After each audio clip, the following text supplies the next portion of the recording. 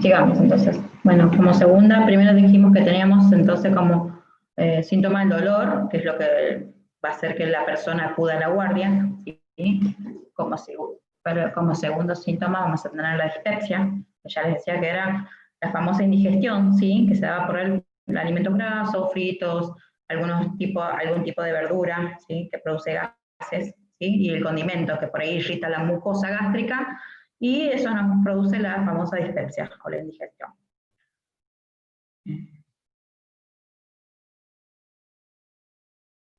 Los gases, ¿sí? La acumulación de gases, ya sea esto por algún tipo de alimento, ¿sí?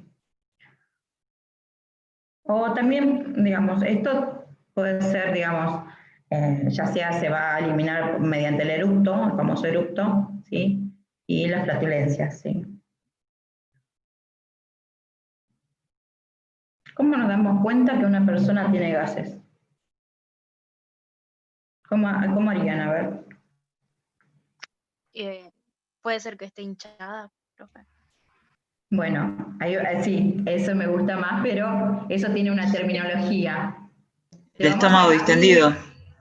Exactamente, le vamos a ir cambiando esas cosas, ¿sí? Porque cuando vamos a tomar examen nosotros preguntamos, claro, o sea, si vos me contestás eso así, el abdomen hinchado, entonces si me dice dispepsia, o sea, si me dice distensión abdominal, está perfecto, ¿sí? Si me dice hinchado, ya estaríamos hablando de vuelva a primer año, ¿sí? Está muy bien, vayan cambiando esas terminologías. Ahora por eso le digo, cada una de las patologías que vamos a ir viendo, por ahí vamos agarrando alguna terminología nueva, ¿sí? Entonces vayan anotando ustedes, así van cambiando y teniendo en cuenta esas cosas, ¿sí? ¿Y cómo nos damos cuenta si el paciente está distendido? Y aparte de observar, ¿no?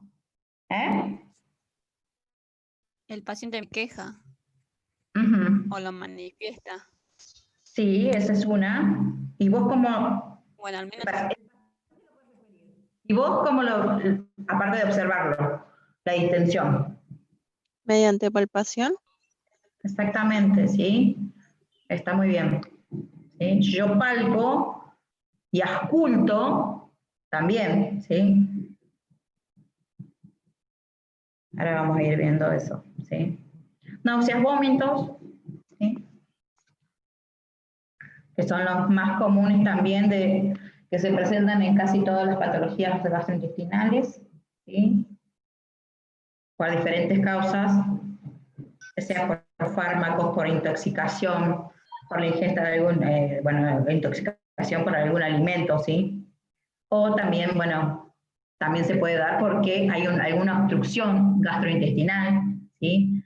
Eso mayormente se produce en los adultos mayores, por ahí, como ya dijimos, tienen disminuida la motilidad, o sea, llegan a tener una obstrucción y con el paso de los días siguen comiendo de a poquito, y llega un momento que el paciente empieza con los vómitos y ya ahí termina con una sonda nasogástrica para descarga, ¿sí? Porque por ahora no, se hace un reposo digestivo y eso hace que elimine todos esos desechos, ¿sí? Y no se les produzca una broncoaspiración también. Para evitar la broncoaspiración se coloca justamente la sonda.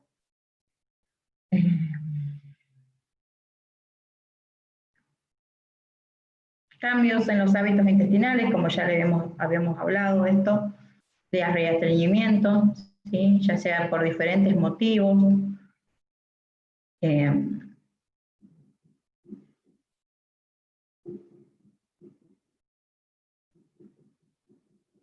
Y otras anomalías que se pueden dar. Evacuaciones abundantes con grasa. ¿Se acuerdan cómo se llamaba esa? Que capaz que lo vieron en alguna valoración de primero. Porque seguramente también tuvieron valoración digestiva o algo parecido. Tarea para el hogar. Buscar la terminología de esas evacuaciones. Materia fecal con grasa, espumosa y de mal olor. materia fecal sin coloración, sin el color habitual, ¿sí? Esas dos busquen, a ver cómo se llaman. Tienen un nombre de una terminología. ¿Anotaron? Profe, las heces sin coloración podría ser acolia. Se llama colia, es perfecto. La colia, sí. Bueno, después busquen entonces con grasa, ¿sí? Profe, la de abundante con grasa es atorrea. Era para que busquen el hogar. Está muy bien, ¿no? Está bien. Pero bueno, la idea es que vayan buscando, ustedes busquen, o sea, todo lo que no tenga la terminología acá, la vayan y la busquen en alguna bibliografía, porque en primero seguro que la vieron. Las características de la materia fecal, ¿vieron eso? Sí, pero las características. No el Sí, nombre. la vimos, pero sí, Atorrea apurado, lo busqué rápido. recién, pero nunca lo dijeron. Ah, listo. Bueno. Bueno, igual. Ahora vamos a empezar a buscar todas las palabras que no conocemos, las vamos a buscar, ¿sí? Es la única manera de que las empezamos a conocer y apropiarnos justamente de la terminología. Se traba de nuevo. ¿Sí? ¿Qué vamos a tener en cuenta cuando vamos a hacer la exploración en física? ¿Sí? Siempre que nos ingresa un paciente, vamos a tener ciertas condiciones para empezar todo lo que sea el examen físico. Muchas veces lo hace el médico, pero muchas veces también lo puede hacer la enfermera, ¿sí? Depende de la situación. Algunas veces están es el clínico o el que está en guardia, hace la recepción y puede estar acompañado de una enfermera o lo hacen el médico y los residentes, ¿sí? Entonces, lo primero que tenemos que pensar es que tenemos que tener buena iluminación, ¿sí? Resguardar la intimidad de ese paciente, ¿sí? No es que le vamos a sacar la ropa y lo vamos a dejar sin destapado, ¿sí? Entonces, tratar de resguardar la intimidad. A ver, si no hay si es un box que está compartido y buscaremos un biombo, no sé, trataremos de decirle al compañero que se dé vuelta, ¿sí? Para resguardar la intimidad de este paciente, ¿sí? Previamente, siempre le vamos a decir que vaya al baño a hacer pis, a hacer sus necesidades, para que justamente cuando sea el examen y no tenga ganas de justamente hacer pis y pierde cuerpo en ese momento, ¿sí? O por alguna de las palpaciones y eso le pueda generar alguna cosa, ¿sí? Entonces, esto es re importante, cuáles van a ser las condiciones, ¿sí? Buena iluminación, resguardar la intimidad, paciente cómodo, relajado, con la vejiga vacía. Entonces, vamos a empezar con la inspección y la palpación, ¿sí? Y vamos a encontrarnos con diferentes cosas. Siempre vamos a hacer la observación sobre qué características se me presentan, ¿sí? La humectación, si presenta úlceras, el color de la mucosa, ¿sí? En cuanto a la cavidad bucal, ¿sí? Porque en la cavidad bucal vamos a tener varias patologías, ¿sí? Si tiene inflamación, si está simétrica la superficie de la mucosa, ¿sí? Si tiene lesiones, si tiene sangrado, el olor, ¿sí? Porque, a ver, las lesiones tienen ciertas características que te pueden, tienen ciertas características que te pueden hablar de alguna patología, ¿sí? Ya sea por el olor, por el color, ¿sí? Si tiene rebordes, esa lesión en la cavidad oral, ¿sí? Entonces, eso, ahora después vamos a ver algunas patologías de la cavidad bucal. Entonces, sigamos, ¿sí? Ya dijimos, hacemos la inspección y vamos a hacer la auscultación de este paciente, ¿sí? Y para eso nosotros tenemos que conocer el abdomen, ¿sí? Tarea para el hogar, ¿qué van a hacer ustedes? ¿Sí? Nosotros hablamos de los 9 cuadrantes del abdomen, ¿sí? La topografía del abdomen, ¿sí? Ustedes lo que van a hacer es por cada cuadrante van a ver qué órganos tienen, ¿sí? Porque muchas veces por ahí, a ver, No ahora porque no estamos en forma física, ¿no? Cuando vamos a la práctica hospitalaria, nosotros pues, solemos preguntar localización de algo, ¿sí? No sé, le pregunto, no sé, ¿tiene alguna patología digestiva? Y bueno, y descríbame dónde tenía el dolor, o si tenía algún drenaje, o si tenía alguna lesión, una herida o algo, y yo te voy a preguntar, ¿en qué cuadrante? ¿Dónde se encontraba? ¿Y por qué me sirve esto? Porque yo cuando voy a hacer mi evolución de enfermería, yo tengo que localizar dónde tengo la lesión, dónde tengo una sonda, dónde tengo un drenaje, ¿sí? Dónde tiene el dolor, ¿sí? Si yo digo, ¿tiene dolor abdominal? Sí, puede ser todo el abdomen, pero si yo tengo que localizar, ¿sí? Y sobre una patología yo lo tengo que localizar, yo puedo decir, no sé, dolor severo en epigastrio, ¿sí? ¿Entienden a qué vamos con la localización de los cuadrantes? Eso es importante cuando vayan a hacer su evolución y obviamente si yo quiero, a ver, si el paciente me refiere dolor de 9 en 10, yo tengo que ir y comunicarlo al médico, ¿no? Dolor de 9 en 10. Y el médico te va a decir dónde, en localizarme el dolor, ¿sí? Yo tengo que conocer la topografía del abdomen justamente por eso. O podemos hacer el cuadrante, no sé, el cuadrante superior izquierdo, ¿sí? Por eso es re importante conocer esto. Lo que sí ustedes van a hacer en su casa es buscar por cada cuadrante qué órganos tengo, ¿sí? Eso para que ustedes tengan más o menos un pantallazo de cada uno de los órganos que se encuentran en los cuadrantes, ¿sí? Entonces, con una inspección, ya dijimos que vamos a ver todo lo que tenga que ver con los cambios en la piel, si tienen nódulos, lesiones, que ya habíamos dicho, cicatrices, ¿sí? ¿Qué tipo de cicatrices tienen? Si tienen cambios de coloración, inflamación, estrías, equimosis, simetría del abdomen, si tienen la distensión, ¿sí? Si tienen las ondas peristálticas, ¿sí?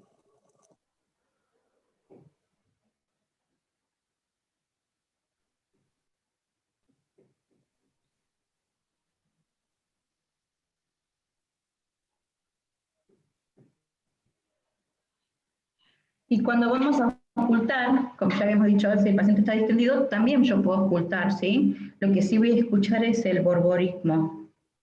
Eso se va a escuchar todo un ruido, ¿sí? Es lo que más se puede escuchar.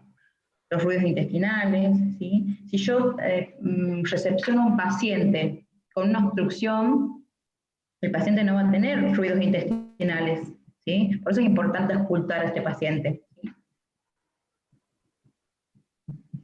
O si está bajo efectos de un anestésico, también los ruidos intestinales tampoco van a estar presentes, ¿sí? Entonces es importante hacer una ocultación, ¿sí?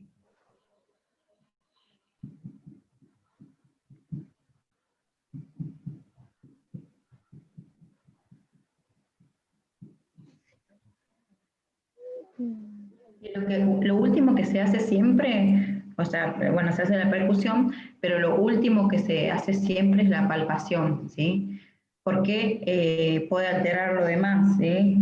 Entonces, y aparte le va a producir un gran dolor si justamente tiene una patología, ¿sí? Y acá se puede determinar diferentes cosas, ¿sí? Si tiene inflamación, si tiene, no sé,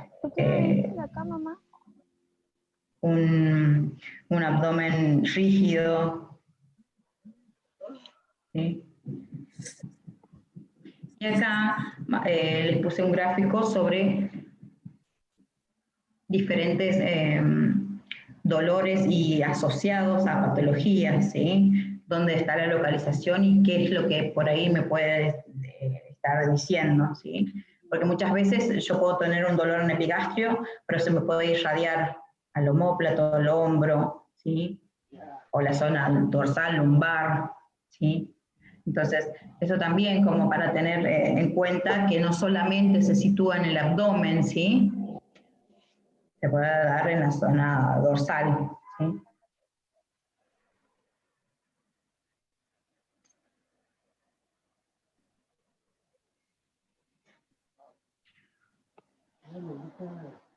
Bueno, entonces acá, como ya dijimos, exploración física, tenemos que tener ciertas condiciones, que ¿cuáles eran?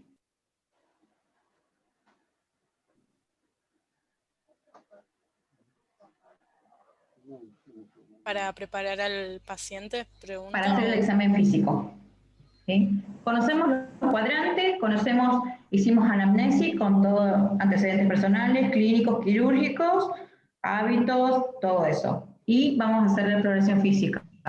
¿Qué exploramos? ¿Qué necesitamos? ¿Qué condiciones tenemos que tener? El paciente Que haya tiene que buena estar luz. cómodo. Buena iluminación, cómodo. Buena temperatura también. También. Cuidar la privacidad del paciente. Perfecto. ¿Qué más?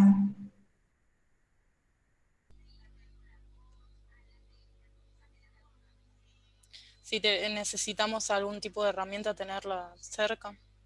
Muy bien. Reunir las herramientas. Que el Sí. paciente vaya al baño. Previamente, muy bien. Bueno, estas cosas no tenemos que olvidarla porque siempre nos va a tocar que vamos a tener que hacer la recepción de un paciente, ¿sí? Ya sea en la guardia o en mi servicio. De la guardia te mandan un paciente y tenés que recibirlo en la unidad, en tu sala, ¿sí? En tu servicio, ¿sí? Entonces, ya le hicimos la exploración física, ¿sí? Hay diferentes pruebas diagnósticas para determinar qué patologías tiene o para ver, o sea, puede tener muchas manifestaciones clínicas que te hablan de diferentes cosas, ¿sí? Pero para comprobar esto hay diferentes formas para pruebas diagnósticas justamente que te pueden dar el indicio y la confirmación, digamos, de la patología, ¿sí? Entonces, mayormente cuando tienen patologías digestivas de la zona alta, ¿sí? Del cuadrante superior, lo que hacen, los mandan a hacer endoscopías y esto lleva una preparación, ¿sí? O sea, aparte de llevar una dieta días previos, o sea, así a ver, ingresó el paciente, no te lo mandan directo, ¿sí? Necesita una preparación, ¿sí? 24 o 48 horas antes, lo que se hace es dar una dieta líquida, o también se le puede hacer un ayuno de 12 horas, ¿sí? Un enema. Otra de las cosas, que hay preparaciones que por ahí hay que darle medicamentos por vía oral como laxantes, ¿sí? Porque lo que pasa es que para la preparación intestinal es bastante compleja. Eso va a depender de cómo esté la motilidad justamente de este paciente, ¿sí? Y depende también del tipo de estudio que le van a hacer. Entonces, ¿cuáles van a ser las intervenciones de enfermería? ¿Sí? Lo que nosotros vamos a tener en cuenta cuando el paciente va a un estudio diagnóstico, y siempre le vamos a explicar por ahí, porque el paciente por ahí nunca se hizo un estudio de esta magnitud. Entonces, lo primero que vamos a hacer es proporcionarle la información, ¿sí? El paciente va a estar ansioso, va a tener miedo, ¿sí? Entonces le hablamos al paciente sobre cómo es el procedimiento, cómo es la preparación, cuánto dura el procedimiento, ¿sí? Tanto a él como a la familia, que por ahí llega a estar acompañado, o mayormente te dicen que tiene que estar un familiar, ¿sí? Porque algunos estudios son con anestesia, ¿sí? Entonces, aparte que tiene que firmar el consentimiento informado, tiene que estar presente para cuando el paciente se despierta, ¿sí? Eso va a ayudar a disminuir obviamente la ansiedad de este paciente y el miedo, ¿no? Lo que vamos a tener en cuenta acá previamente al estudio es los resultados del laboratorio, ¿sí? Nosotros tenemos que ver que este paciente no tenga ninguna alteración en la coagulación. Entonces vamos a verificar los resultados del laboratorio del día, ¿sí? Seguramente cuando ingresó se le hizo una rutina completa, ¿sí? Entonces es importante saber eso, ¿sí? Si tiene alterada la coagulación y estos estudios son invasivos y si la mucosa gástrica está lesionada, se puede complicar un poco el estudio, digamos, ¿sí? Entonces, si tienen alterada la coagulación, lo que hacen mayormente es administrarle o vitamina K o esperan ciertas horas para que cambie la coagulación del paciente, o le suspenden 12 horas antes el anticoagulante, ¿sí? Entonces, eso es importante tener en cuenta. Y como ya dijimos, este paciente tiene ayuno, lo que hacen muchas veces es una hidratación, ¿sí? Por ejemplo, si tenemos un paciente diabético, no lo podemos dejar 12 horas en ayuno, ¿sí? Entonces, lo que se hace es hidratar con solución de dextrosa al 5%, y llevar los controles de glucemia, justamente para evitar una complicación que sería la hipoglucemia, ¿sí? Entonces, bueno, o sea, la hidratación va a ser antes del estudio, y después de que venga el estudio, tiene que esperar el efecto de la anestesia, ¿sí? Entonces, no sé, depende de qué tipo de anestésico hayan usado, van a pasar un par de horas para que el paciente vuelva a ingerir por vía oral, ¿sí? O depende de qué hayan visto en el estudio, ¿sí? Como ya les decía, esto siempre haciendo hincapié a cómo es el procedimiento, se va a educar a este paciente, ¿sí? Me fui para otra diapositiva. ¿Sí?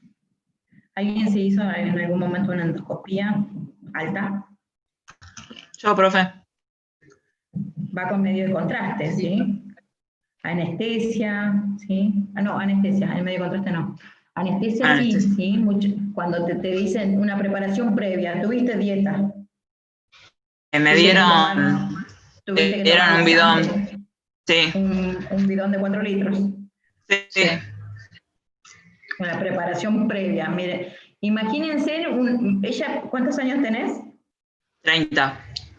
Bueno, imagínense una persona de 30 años tomándose esa solución, que encima es una solución con mucho sodio, ¿sí?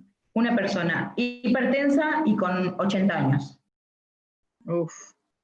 O sea, hay diferentes tipos de preparaciones, justamente por esas cosas, ¿sí? Esa persona hipertensa y de 80 años no le podemos dar 4 litros de esa solución porque lo matamos. Lo que se usan otros tipos de preparación, ¿sí? Que son otro tipo de laxante de menor volumen, ¿sí?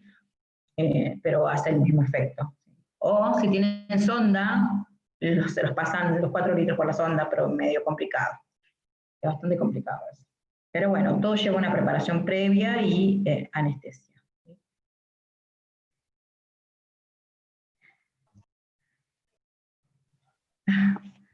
Bueno. Y bueno, después del estudio uno se despierta ya en el servicio, y lo que, digamos, por ahí, ¿qué cuidados le daríamos a este paciente que se sometió a una endoscopía con anestesia? A ver ustedes ¿qué es lo primero que hacen? Llega el paciente, somnoliento, porque todavía está que no se despierta. Pero contraen los signos vitales. Muy bien, primeramente, sí, perfecto. ¿Qué más hacemos?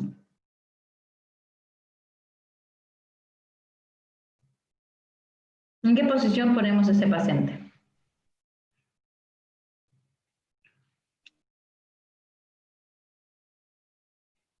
¿Qué les parece?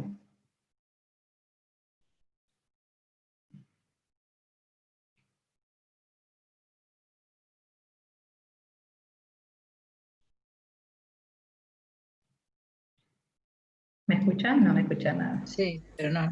Sí, se escucha. Semi-sentado, Sí, no. profe. Imagínense que está medio dormido, ¿sí? Está medio dormido el paciente, semi-Fowler, más o menos, de 45 grados de seguridad, ¿sí?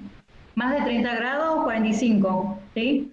Porque está somnoliento, se puede broncoaspirar, ¿sí? Porque imagínense que tomó una solución, puede haber un reflujo, ¿sí? Se puede broncoaspirar la persona que esté media dormida, ¿sí? Bueno, hicimos control de signos vitales, colocamos en una posición semifowler, ponele, o de seguridad 30 a 45 grados. ¿Qué más hacemos?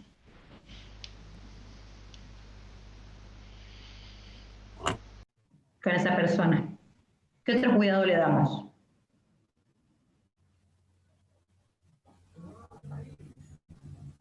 A ver. Puede ser controlar que esté en tiempo y espacio correctamente. Está somnoliento. Así. Y si no está en tiempo y espacio, ¿qué hicimos? Está desorientado el paciente. Le hizo, no sé, un efecto adverso a la anestesia. ¿Qué hacemos ahí? Preguntarle si es alérgico a algún medicamento.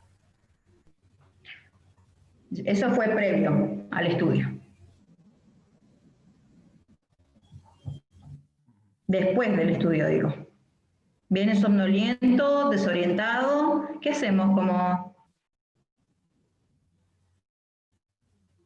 Y en ese momento no vamos a valorar ninguna alimentación porque el paciente ya estuvo, así estoy leyendo el chat, ¿sí? O sea, el paciente ya estuvo en ayuno varias horas, ¿sí? No, el paciente por ahora no va a comer, tiene que esperar el efecto de la anestesia, ¿sí? Y de acuerdo a eso, aparte del efecto de la anestesia, hay que ver qué descubrieron en el estudio, ¿sí? Por eso la alimentación no la vamos a valorar en ese momento, ¿sí? O sea, yo me acuerdo cuando salí de la anestesia, que venía la enfermera y me preguntaba, hola Lorena, ¿cómo estás? Y me tocaba como para que me vaya despertando.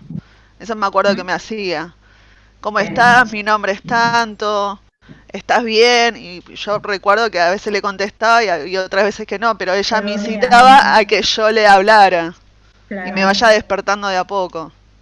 Claro. Bueno, entonces, está perfecto. Si una persona está desorientada, ¿qué hacemos? Es en el caso de una persona que se está despertando bien. Darle confianza. ¿No trataríamos de hablar con sus familiares? Previo a eso, ¿qué hacemos nosotros qué es lo que debería hacer para evitar un accidente? Le levanto las barandas de la cama. Exacto, chicos. Si el paciente está desorientado, somnoliento, se me puede caer de la cama, ¿sí? Va a tratar de despertarse y de levantarse. Es lo primero que hacen los pacientes, ¿sí? Darle seguridad a ese paciente. Elevo las barandas, ¿sí? Se va a cortar, parece, en cualquier momento. Así que nos volvemos a conectar cuando se corte. Bueno, eso, ¿sí? Y después, obviamente, estamos atentos a la valoración del tema de la eliminación del paciente, ¿sí? Porque depende de cuántas horas estuvo esperando para el estudio, por ahí va a querer hacer PIS o ir de cuerpo, ¿sí? Porque por ahí sigue siendo efecto el laxante que ingirió, ¿sí? Entonces, estar atento a eso. Y la hidratación seguramente va a seguir con un plan de hidratación, depende si es algo ambulatorio o si es internación, ¿sí?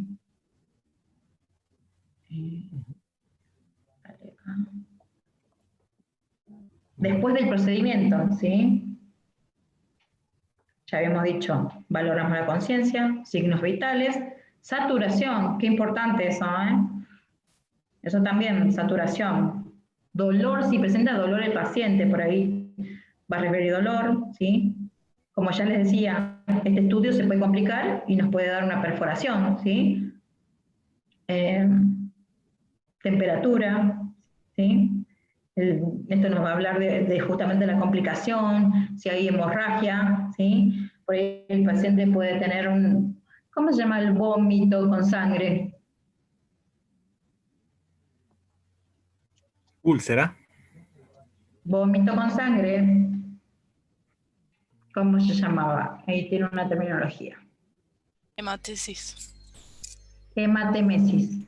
¿Sí? Entonces el paciente puede empezar con hematemesis y entonces también nos habla de alguna complicación del estudio, ¿sí? Entonces lo importante es estar atentos con esto la primera media hora, ¿sí? La primera media hora estar atentos hasta que el paciente se despertó, hizo pis, todo eso, ¿sí? Y evaluar justamente esto, el dolor, si hay sangrado, ¿sí? Si hay alguna otra alteración, ¿sí? Y alguna alteración en la saturación. Todo eso nos habla de complicaciones y tenemos que estar atentos. Y ¿Qué fue lo que le pasó a la periodista? periodista, no? La perforación por el endoscopio. Claro, ella la perforaron en el procedimiento, supuestamente. Sí, supuestamente durante el procedimiento fue perforada. Así que bueno, sí.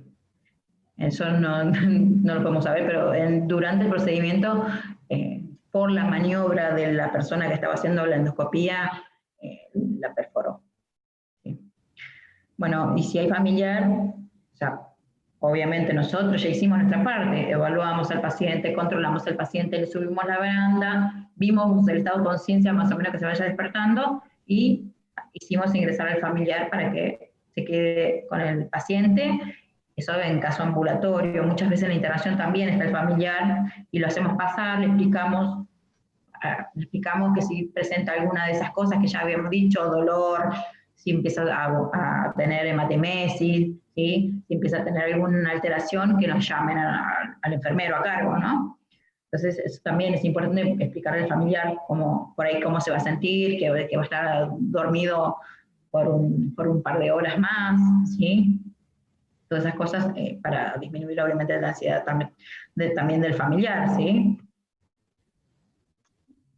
Otras pruebas diagnósticas, pruebas de materia fecal, pruebas del aliento, la famosa ecografía abdominal, ¿sí? Algo más específico, las tomografías, ¿sí?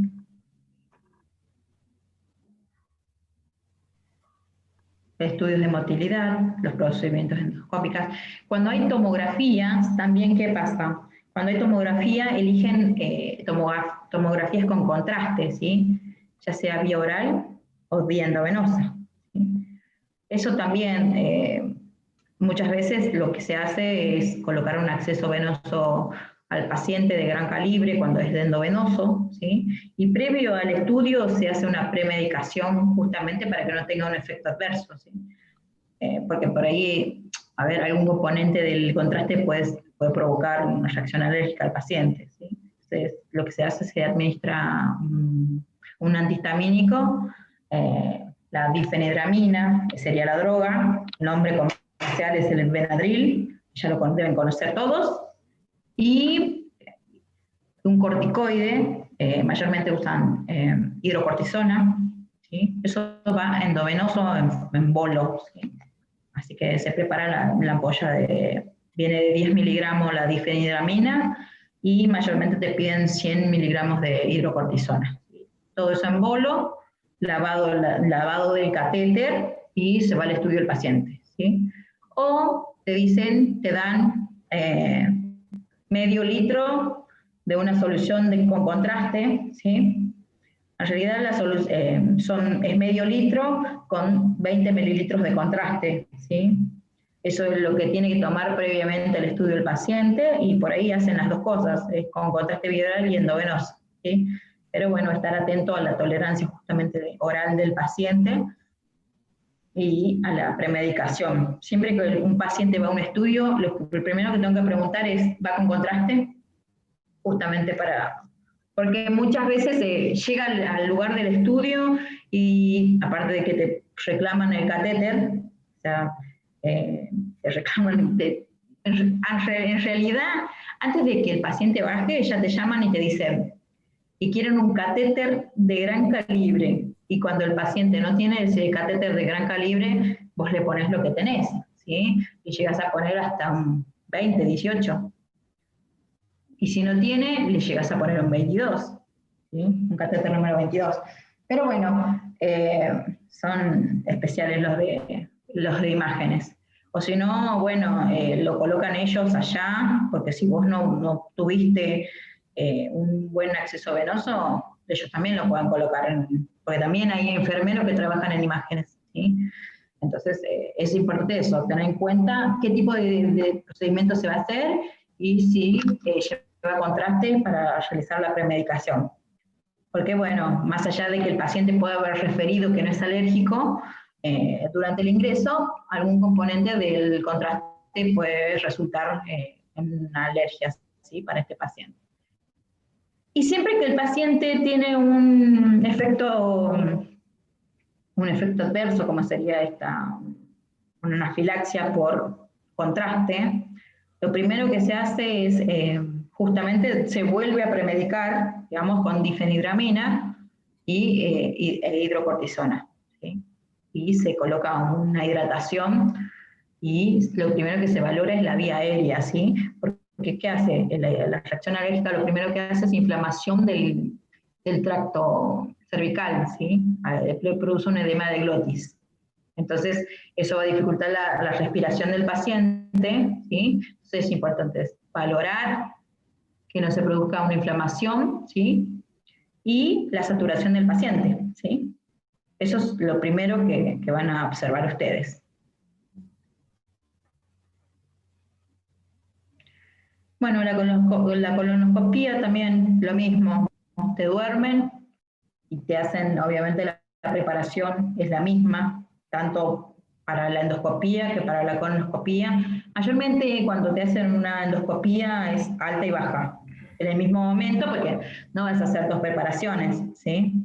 En el mismo momento, si tienen alguna, digamos, si la persona tiene como, piensa que puede ser alta o baja alguna lesión, si en la vía alta no tiene nada, ¿sí?, en la vía baja por ahí llega a encontrar algo, ¿sí? Por eso se pide justamente, depende de la clínica que presente el paciente, se pide endoscopía alta y baja, directo, ¿sí? No se hacen en dos porciones, o en dos veces, ¿sí?